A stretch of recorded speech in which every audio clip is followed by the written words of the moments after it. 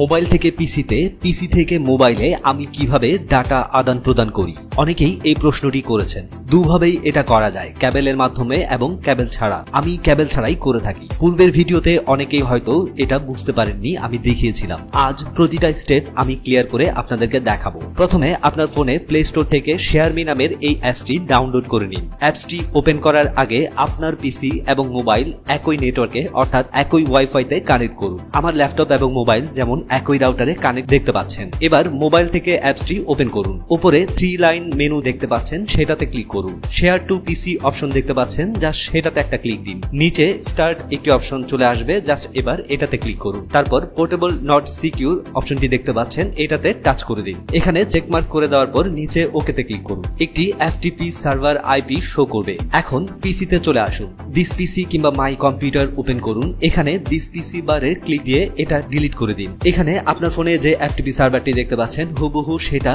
এখানে বসিয়ে দিন। তারপর এন্টার দিন। ফোনের সকল ফোল্ডার এখানে আপনি দেখতে পাবেন। এখন যে কোনো ফোল্ডারে ইচ্ছে করলে আপনি ডাটা নিতে পারবেন এবং এখান থেকে আপনার ফোনে নিতে পারবেন, ফোন থেকে পিসিতে নিতে পারবেন খুব সহজেই। ঝামেলাহীন ডাটা আদান প্রদানের জন্য এই মাধ্যমটি খুবই কার্যকর। ভিডিওটি শেয়ার করে আপনার টাইমলাইনে রেখে দিন, পরবর্তীতে আপনার কাজে আসতে পারে।